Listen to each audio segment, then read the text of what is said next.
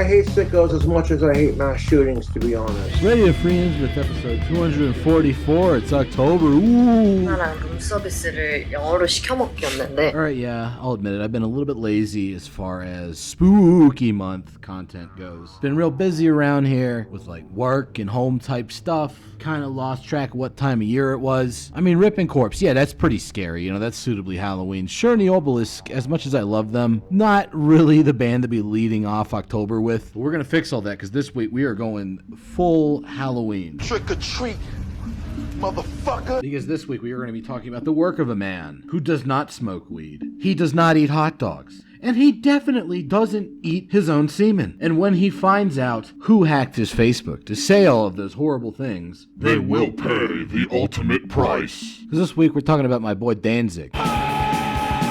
Not just any old Danzig project. We're talking about my favorite Danzig project. It's not Danzig the band. It's not the Misfits. 하나더라고요. No, I'm not just trying to be a special snowflake. Because if I was, I would say my favorite Danzig project was Black Aria, which incidentally actually is really good and sort of like weird proto-dungeon synth stuff. No, we're talking about Samhain, if that's even how you pronounce it. Because I seen that movie, what's called Halloween 3, wherein the guy says Samhain. Halloween.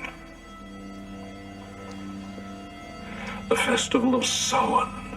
The last great one took place 3,000 years ago and the hills ran red. And I'm kind of inclined to believe it actually should be pronounced Samhain, because one, that's the company president from RoboCop and he seems like he knows what he's doing. Two, Halloween 3 was a fantastic motion picture that warned a generation about the Hibernian menace. And three, that's how the band says it in the songs.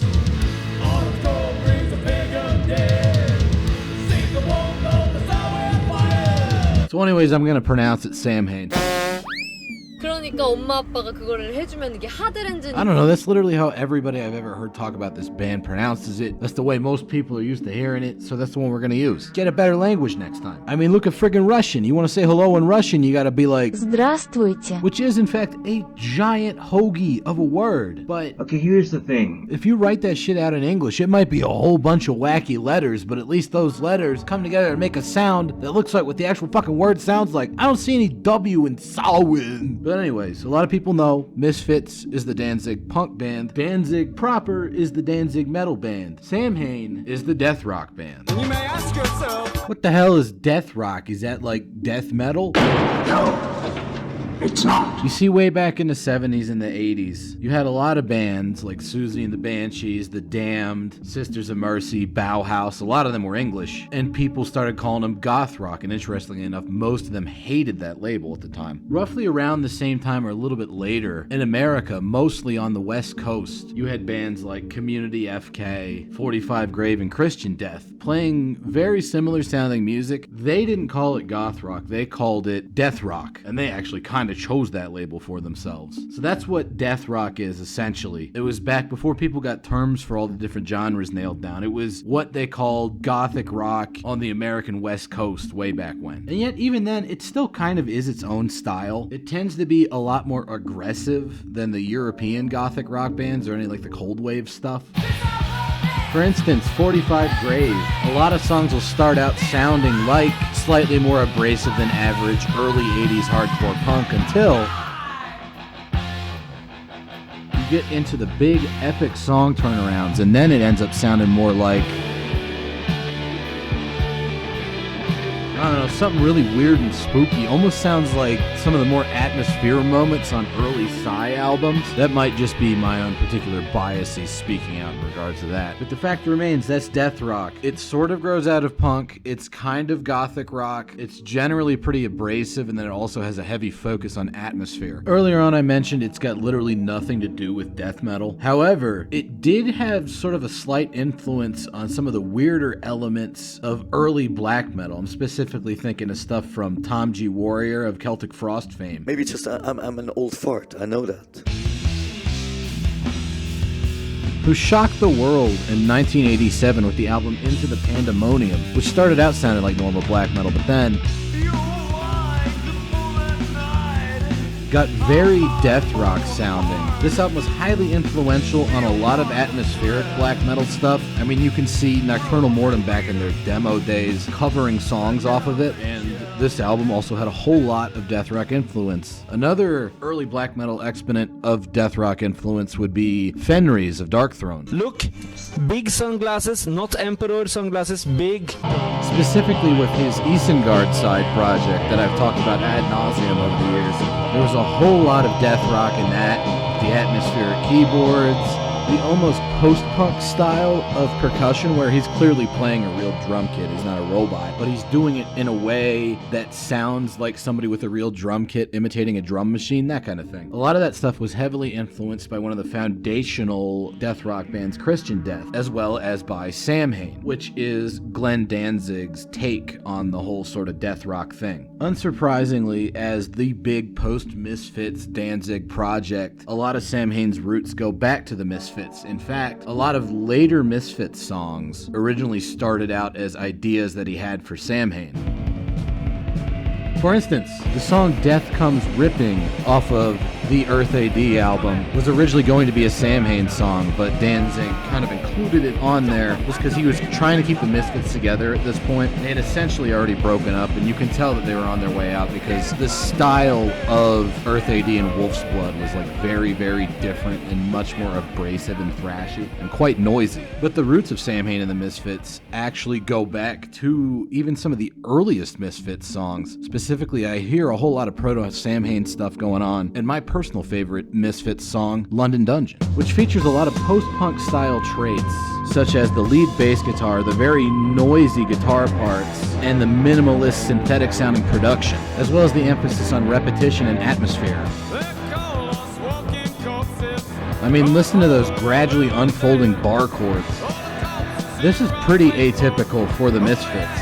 It's a lot noisier, it's a lot more ambient. Some people might slander it as being a little bit too dirge-like for what's supposed to be a pop-punk kind of band. But I don't know, I dig this song. It sticks out in the Misfits catalog as sort of a weird oddity, at least that is until you actually hear Samhain. And then you're kind of like, oh, I get it, he was hitting it doing this kind of stuff way back in the 70s. Because that first proper Samhain album is going to synthesize a whole lot of elements from the sort of Death Comes Ripping era Misfits and the London Dungeon era Misfits. It definitely has that fuzzy guitar abrasiveness of Death Comes Ripping and the other proto-Samhain Misfits songs from the early 80s. But it also has that very mechanistic sounding post-punk style production from songs like London Dungeon.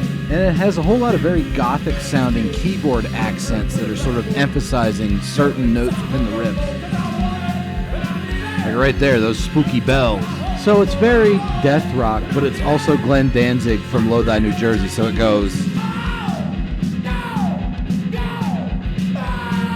a lot, which gives it a very unique feel, and that's why it's pretty much my favorite Glenn Danzig project. And I'm not alone in that, okay? Because as much shit as I have talked on Metallica in the past, I also read an interview with James Hetfield where he says that November Coming Fire is one of his favorite albums, and I'm like, Oh my dog, what's up? because let me tell you, November Coming Fire, the second Samhain album, is one of the greatest spooky albums of all time. You can tell you're in for a ride as soon as you see that album cover and hear that intro track.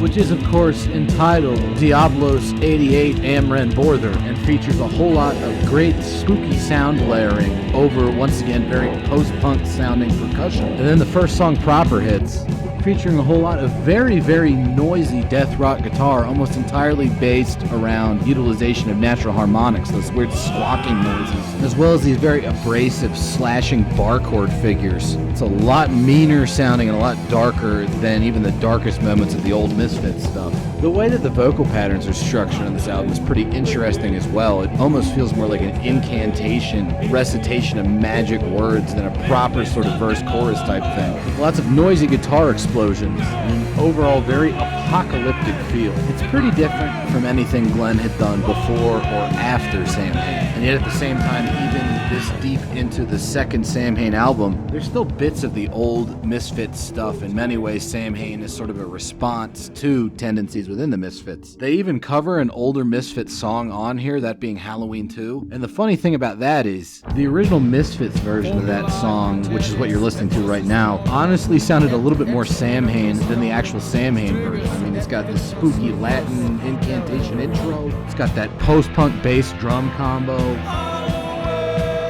I mean, that chorus, yeah, that's pure Misfits. But overall, it's very Samhain sound, as opposed to the actual Samhain version, which, interestingly enough,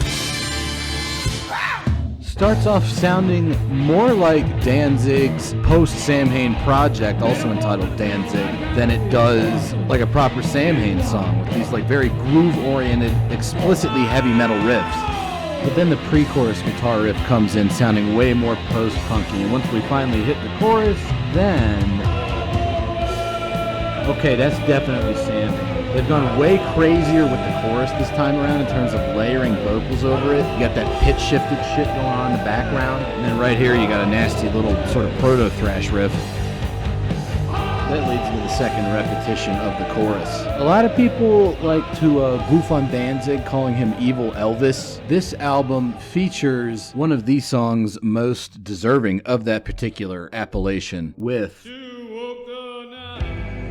which is perhaps the most gothic sounding track of this album and of the entire Danzig back catalog. I really like this sort of drawn out dirge riff that utilizes guitar feedback as sort of like a weird descending organ note. And then for the more normal kind of chorus section of the song, you get this like total post-punk kind of jangly riff going on. It's all very occult sounding. I mean, he even said World Without End on it. Alright, then check out this inversion right here. Going back into that intro riff, but now it has that sort of mechanical, almost kind of industrial feel to it, with this new jangle guitar layer being entered in there and the drum beat being switched around. That's subtle, alright? That's clever songwriting. I like that. I like this whole album. I like the whole Samhain back catalog. Honestly, the only real criticism I had with it is that it's pretty short. There's 3 full lengths and like 1 extra little EP, and even the last Samhain full length is really more of a compilation. It was actually completed after Samhain had broken up and Danzig was already 1 album into the Danzig career. But don't let that fool you, because Final Descent is still amazing. Much like its predecessor November Coming Fire, it starts off with a wonderfully spooky instrumental intro track, which honestly has quite a bit of black metal feel to it, whilst simultaneously also being sort of like an evil dance rock track. It's very interesting. And then the first song proper claws its way out of the muck. Initially it echoes the atmospheric strains of that intro before launching into a delightfully noisy sort of D-beat escalation that eventually will bring us to the most metallic and Danzig sounding material of Samhain's career. Albeit it's still very atmospheric and strange compared to later Danzig stuff. Those weird floaty guitars really are giving me like a major second wave black metal vibe, which is probably why Samhain's my favorite of all the Danzig material. Speaking of later Danzig material, we spent a lot of time talking about how Samhain harkens back to Misfits stuff a lot, but particularly on this album, it's also looking forward to what Danzig would end up doing with his solo band. It's even got a couple of songs that show up in their sort of embryonic form here that would later on become Danzig staples. For instance, my favorite song on the first Danzig solo album, Possession, it kind of sticks out on the Danzig album as being by far the strangest sounding track. Very weird and atmospheric, and just a whole lot heavier and meaner sounding, particularly compared to songs like She Rides or Mother. The lyrics are also a little bit nastier than anything else on the album, and you'll never guess who's on backing vocals for this.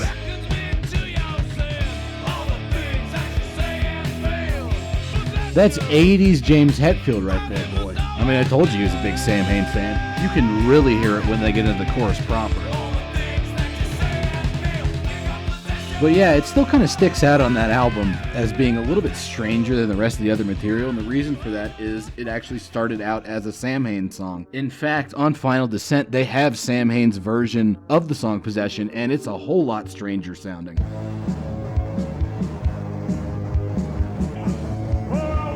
It's got this whole extra layer of guitars doing that weird, like, fuzzy, natural harmonic noisy thing. And even the main guitar line is so processed and oddly clean sounding, it kind of turns into almost sounding like a keyboard. It's much more just droning and weird and disturbing, which is fitting given the subject matter. I honestly don't know which version I prefer, the Danzig version or the Samhain version. I'm just kind of glad they both exist because it's a really good song and it's cool to hear two different interpretations of it. But Final Descent was indeed the final output from Samhain. And with that, I think it's safe to assume that all of the weird death rock influences were gone from Danzig's oeuvre. Or were they? Because fast forward to 1994, we got the fourth Danzig album. Features a song called Brand New God, and